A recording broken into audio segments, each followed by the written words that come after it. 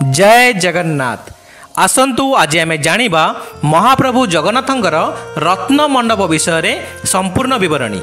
महाप्रभु जगन्नाथ, श्री बलभद्र, देवी सुभद्रा और श्री सुदर्शन श्रीमंदिर जो मंडप बा सिंहासन रे विराजमान होई दैनंदिन पूजित हेउचंती ताहाकू आमे रत्न मंडप बोली कहिताउ एवं यह रत्न वेदी, रत्न सिंहासन, नीलाद्री मंडप नाम परिचित अटे।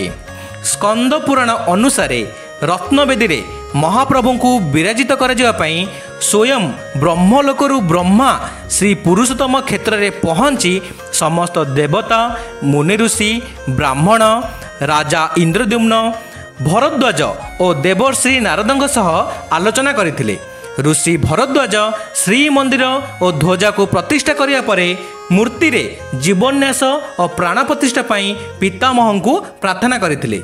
सेही दिन ठारू रत्न मंडप रे महाप्रभु को पूजा आसना निमित्त व्यवस्था होईची बोली स्कंद पुराण रे लिखित करा जाईची।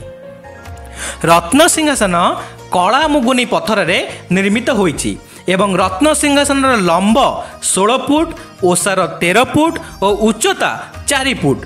एही रत्न मंडप उपरे कला रंगर मुगुनी पत्थर रे 3 गोटी चक्का स्थापित होईची, जहा उपरे कि महाप्रभु जगन्नाथ, श्री बलभद्र, देवी सुभद्रा विराजमान होईचंती।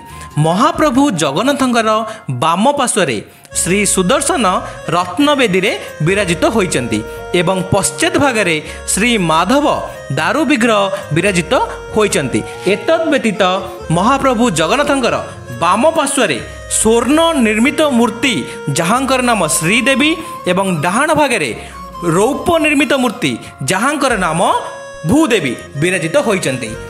श्रीमंदिर रत्न मंडप उपरे पूजा करिवार अधिकार केतक निर्दिष्ट सेवकंकर अछि। सेमाने हेले भितरच्च महापात्र, तलिच्छ महापात्र, पुष्पालक, पूजा पंडा, पति महापात्र, मुदिरस्त, दैतापति और दत्त महापात्र। यह व्यतीत रत्न सिंहासन उपरे 4 माला बंधा हेबा बेले कोठ सुआसिया सेवक माने मध्य रत्न सिंहासन उपरको जाइथांती। स्नान पूर्णिमा ठारू नीलाद्री विजय पर्यंत महाप्रभु यही रत्न सिंहासन रे विजय करती नहीं।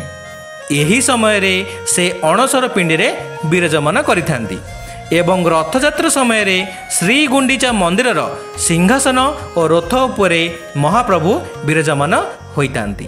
ताहले आपण समस्ते कमेंट बॉक्स रे जय जगन्नाथ निश्चय लिखंतु।